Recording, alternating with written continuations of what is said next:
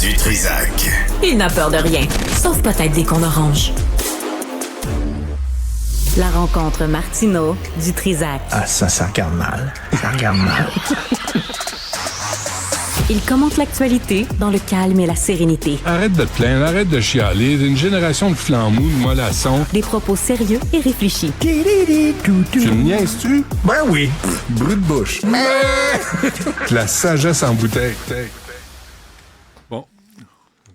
Coudonc, t'as la misère avec tes écouteurs. Cassé. Y a-t-il une garantie chez Dolorama pour ça? Ah, c'est là que ça vient. Ça vient de là. Ça Okay. fonctionne. C'est bon. Ben, tu voulais me montrer quelque chose avec Trudeau. Écoute, Justin. je sais que tu es un fier Canadien. Ben je oui. sais que tu es un fédéraliste jusqu'à la Convaincu. moelle. Et depuis que je te connais, Tout le temps. je sais que c'est ça qui fait vibrer. Tu aimes Denis Coderre, tu aimais Jean Charest. Je suis capitaine Canada. Jean Chrétien était ton idole. Oui. Écoute, la fierté, attends Jean-Philippe, la fierté que tu vas avoir à écouter ton premier ministre en Pologne devant le premier ministre polonais Donald Tusk. Et on parle de la guerre, là. On parle des gens qui meurent, on parle Oui. de la souffrance, des vies humaines. Je t'en prie, écoute ça, Richard. On regarde ça. And we're stepping up in every way we can because we know that Russia must win this war. That Ukraine must win this war. T'aurais dû laisser un petit peu encore parce qu'après, il s'en va comme ça, puis tu sais, c'est comme une blague. On le regarde. On continue. C'est comme une blague. On continue ça. C'est vraiment... And we're stepping up in every way we can because we know that Russia must win this war. That Ukraine must win this war. Le petit swing comme ça. Et le sourire, c'est comme... Mais comme Biden, c'est mêlé Non, dans mais ses ça- cartes. Tu peux t'enfarger. Oui. Tu peux te tromper. Ça arrive. C'est pas grave. Là, tu prends ça au sérieux parce que tu parles de guerre. Tu parles pas de repas au toqué. Tu parles de guerre. Tu parles de gens qui meurent.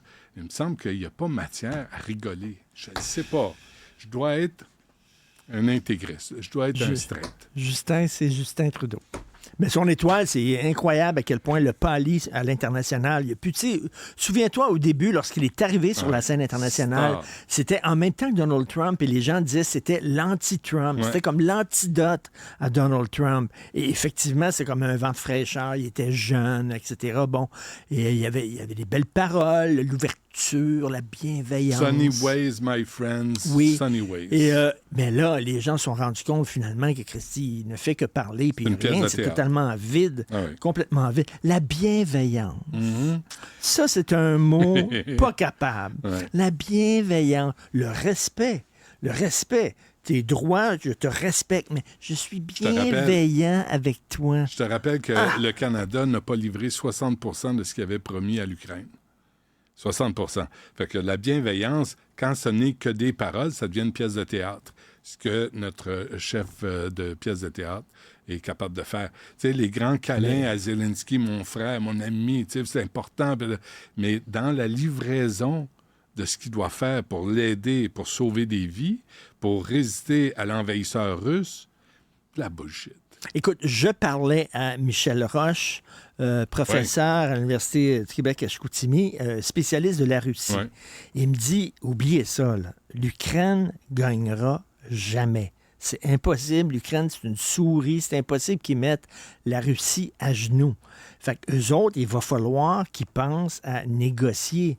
Mais Zelensky veut rien savoir. Zelensky veut rien savoir. Puis en même temps, tu peux le comprendre, son pays était envahi. Il dit, pourquoi, moi, soudainement, je négocierais avec les personnes qui m'envahissent? Est-ce qu'on Sauf peut- que il gagnera pas. Il gagnera pas. Puis à un moment donné, il y a de plus en plus des gens qui se posent des questions. C'est quoi le Canada? On envoie 2 milliards, là? Puis il y a des gens qui 2,7, disent... ouais.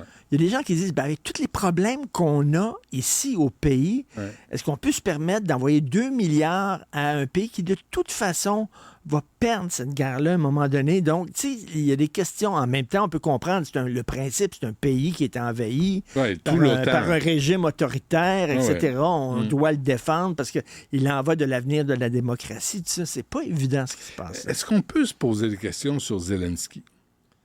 Est-ce qu'on peut se poser des questions Ouais. sur cet humoriste qui est devenu président de l'Ukraine?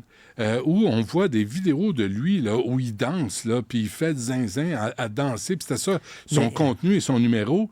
Là, je me dis, écoute, je remets pas son courage en question, je remets rien en question, sauf que le contexte nous dit que c'était un humoriste, là, le Zelensky. Il avait fait une série de télé où il jouait, tu sais, c'était un coin-coin, là. Mais surtout qu'il y a des gens qui disent, à vouloir continuer cette guerre-là, Zelensky, sans faire de compromis parce qu'il n'en veut pas, ça va être... Il y a des gens qui vont mourir. Il y a des gens qui Il y a des gens qui vont mourir pendant encore 1 an, pendant encore 2 ans. Et là, Michel Roche me disait qu'il y aurait peut-être à l'intérieur de l'Ukraine un coup d'État contre lui pour que des gens qui prennent le pouvoir, qu'eux autres veulent négocier avec la Russie en disant, regarde, on vous donne le Donbass, on vous donne certaines parties de l'Ukraine, puis ça va-tu vous calmer? Oui, OK, merci beaucoup, bonjour. Ouais. C'est tout parce que de toute façon, il n'y a pas. Maman, est-ce qu'on veut continuer ça pendant longtemps? Puis négocier avec la Russie, là, faut que tu aies une formation quand même. Faut que tu comprennes la géopolitique, faut que tu comprennes l'histoire, faut que tu comprennes c'est quoi ton levier de négociation. Moi, je suis un imbécile. Moi, je suis pas là pour faire la leçon à personne. Mais quand je vois que le gars qui résiste à Poutine, qui connaît son histoire, puis qui a connu le KGB, puis qui sait c'est quoi tuer quelqu'un, est devant un humoriste, je me dis, est-ce que lui est équipé pour faire face à Poutine? Je pense qu'il a quand même montré que c'était un chef de guerre. C'est quand même... Je m'excuse. Il y en a un qui a montré qu'il est premier ministre du Canada. Regarde ce que ça donne. C'est pas le capitaine Bonhomme, là, quand même. Là. Je ne dis pas que c'est le capitaine Bonhomme, mais est-ce qu'il est équipé pour comprendre les stratégies pour faire face à la Russie? Puis encore une fois, je ne suis pas là pour faire la leçon. Là. Et la crainte, c'est que ça devienne comme un nouveau Vietnam, c'est-à-dire que ça soit une guerre entre les États-Unis et la Russie par petits pays interposés. Que là, que soudainement, qu'on envoie des armes. Ah, mais là, c'est Macron qui parle de guerre. C'est Macron qui parle. Il va envoyer des hommes sur le terrain. Hey, commence à régler ce qui se passe à Paris, Macron. Commence à gérer les transports, la criminalité dans tes rues. Commence à gérer ton économie, à gérer des agriculteurs. Parce que Poutine, il a le pouvoir, il a les armes. Il peut transformer l'Ukraine en stationnement. En parking. Oui. C'est ça vraiment que tu veux faire. Là, c'est-tu vraiment ce que tu veux faire là, avec lui? Bon. Et Michel Roche me disait l'économie russe va très bien. Elle est florissante. Croissance de 2,6 %. Croissance de 2,6 %. Tu penses, avec toutes les sanctions qu'on impose à la Russie. Mais encore là, hier, j'apprenais ça fait plus mal. Les sanctions font plus mal aux pays qui imposent des sanctions qu'à la Russie. Mais même pas. Le Canada, sur ces sanctions, dit une chose, mais a permis à des compagnies de négocier avec des intermédiaires qui finissent par vendre à la Russie. On le sait, ça se sait, mais on le fait pareil.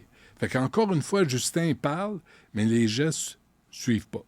Et je disais, tu sais, les Ukrainiens disent, les Afghans, 3 chefs des sandales, les Afghans ont réussi à faire sortir la Russie de leur territoire la queue entre les 2 jambes. Les Russes sont partis. Sauf que c'était pas sous Poutine. Poutine est pas mal plus entêté que Gorbatchev à cette époque-là. Et il dit que la guerre peut être gagné par les Russes en Ukraine, alors qu'en Afghanistan, c'était difficile parce qu'ils ne connaissaient pas le territoire, il y avait des montagnes, etc. C'est difficile, c'est la guérilla, là, ils vont sortir les boules. Ils vont sortir les boules. Si Stan, à un moment donné, fait que là, ça va durer quoi, 2 ans, 3 ans? Et la population ukrainienne, peut-être aussi, ils comprennent le principe et tout ça, mais peut-être commence à être tanné un peu. Mais pas juste ça, la Pologne a accueilli 1 million de réfugiés ukrainiens. 1 million là, sur un territoire comme la Pologne, là, ça déstabilise une économie. Fait que peut-être les Polonais aussi vont être tannés de subir les conséquences. En tout cas, bravo à Justin Trudeau qui nous a fait vraiment honneur encore une fois. Il faut peut-être avoir, Michel Roche encore disait peut-être que ça prendrait une négociation internationale, c'est-à-dire avec comme un genre de modérateur. Là. Comme les Nations Unies, genre, qui servirait à quelque chose. Ou envoyer Justin. C'est lui qu'on choisirait parce que là, il est en train de penser à la suite de sa carrière. Puis ça serait peut-être justement Justin, un grand sage sur la scène internationale. Tu comprends-tu? C'est l'équivalent de l'inspecteur Clouseau en politique. Allez voir ça avec Peter Sellers. Sauf sans cateau. Oui, puis il est moins drôle. Merci, Richard. Salut.